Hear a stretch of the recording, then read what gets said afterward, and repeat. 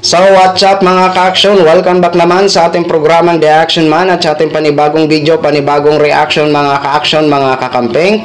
So may gusto lang po ako na i-share ho sa inyo itong pag-reveal o pag-amin ni Sara Duterte sa kanyang mga supporters doon ho sa Kuwait. Ito po mga ka-action, bago po ako magbigay ng aking opinion, panoorin at pakinggan po muna natin itong kanyang naging statement doon sa kanyang mga supporters ho mga ka-action. Yung nasa screen nyo po, yan po yung ating mga kababayan na sumalubong ho sa kanya doon mga ka-action, mga kakamping. At ito po audio lang po mga ka-action, mga kakamping ang maririnig ho natin mga ka-action. Maraming salamat sa inyong lubos na pag-unawa. Madaming nagtatanong kung kamusta na si dating Pangulong Duterte. Ang sinasabi ko sa inyo, noong nandun ako nung huli, pumayat siya. Pumayat siya talaga. Ito yung mga pinakapayat niya na nakita ko sa buong buhay ko. Except siguro yung mga picture niya nung siya ay binata pa, na mga nakita ko ng mga picture niya. Pero ito yung pinakapayat niya na nakita ko. At hindi naman siya tulad ng pinapakita ng iba na para siyang malnourished, no? Or parang ano na, parang nasa dulo na ng hangganan. Tama ba yun? Nasa hangganan na dulo pa. Dulo na, nasa dulo na siya. Hindi naman ganon dahil merong medical officer na nagbabantay sa kanya. Lalo na meron siyang diabetes. May sakit siyang diabetes. So binabantayan ang kanyang kinakain at binabantayan ang kanyang timbang ng doktor. Kaya ako naman, tiwala ako sa doktor na kapag sinabi ng doktor, okay lang yan, ay okay lang yan. Hindi ka payat na papunta ng mamatay. Kundi nagbawas lang ng timbang dahil siguro, ay hindi siguro, dahil nga, yung pagkain ba, hindi siya Pilipino na pagkain.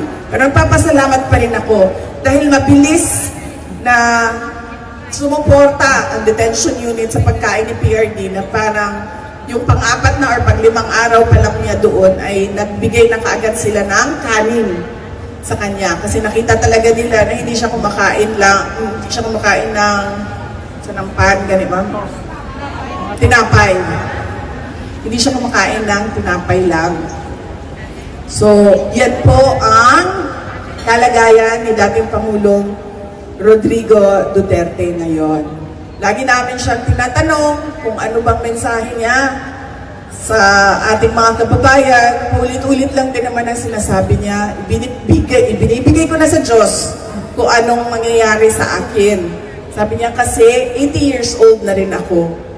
Nagawa ko na ang lahat ng pwede kong gawin para sa bayan.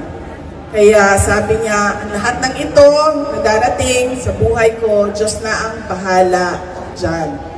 So yun yung lagi niyang sinasabi. Alam nyo, hindi ko lang alam kung pwede ko ito sabihin kasi baka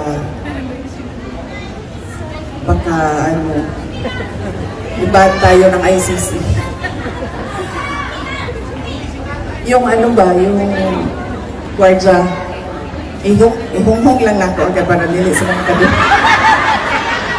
Yung gwardya doon sa ICC, Bisayaon lang nako. Ito, Bisaya Tagalog pero naman na hindi sila kasabot. Unsaon daw magluto kay lutuan daw niya. Sigaan. The Bible. Natumbahan ko. Kasi makauyap na po. O yung nangay sisihan kung usay joke. Unsay dili joke. Pero tinuod, tanang ko sa ko, uyab na nimo.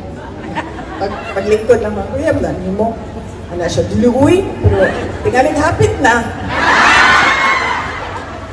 Ang tanan na baya unsa ba recipe sa paksiw? Nga ginako siya ko kibalo maluto anak mamoy kibalo lang ko mukaon. Anak ko saya i-google na lang ang recipe. So, moto siya ang update dito kay PRD. So yun na ho mga ka-action, mga kakamping, no, napakinggan na po natin. Maraming salamat kahit audio lang. Okay, kasi hindi po sa atin ang video. Baka mamaya magkaroon tayo ng violation. Ayon sa kanya, pumayat daw si Digong. Abay, hindi ba naman papayat? Hindi sanay sa pagkain ng Netherlands yun. Oo, hindi sanay yun. Alam naman po natin, sanay si Digong sa pagkain sa Pilipinas. Kaya hindi ho talaga maiwasan na magbago ang kanyang katawan, mga ka-action, mga kakamping. At aside from that, syempre, nai-stress po yan sa nangyari sa kanya. Kahit nga ho tayo nai-stress kapag may problema tayong dinadamdam. 'Di ba? Minsan wala tayong ganang kumain. Oo, hindi tayo makatulog ng maayos. Kaya yun yung mga cause na posible talaga papayat tayo. 'Di ba? Kaya diyan kay dating Pangulong Duterte, ano talaga yan? Talagang yan talaga ang magiging cause kapag halimbawa hindi mo gusto ang mga pagkain dyan kasi nasanay ka sa pagkain ng Pilipinas at nai-stress ka sa nangyari sa nangyari sa kanya, o hindi talaga maiwasan ang ma-stress, mga ka-action. Kaya papayat ho talaga ang tao, 'di ba? So narinig nyo naman yung pagbida ni Vice President sa gwardiya daw. 'Di ba? Tuwang-tuwa pa siya na kwento niya sa kanyang mga supporters. 'Di ba? Sige lang, Vice. Saan ka naman pupunta sa susunod, Vice, pagkatapos diyan? Abangan ho namin 'yan. Oo, kasi nasanay na ho kami sa panay mo personal trip. So yun lang ho mga ka-action, mga kakamping, share ko lang ho sa inyo. Maraming salamat po sa lahat natin ng mga viewers Luzon, Visayas at Mindanao all over the world. Ako po ang inyong lingkod, si The Action Man. Have a good day, everyone.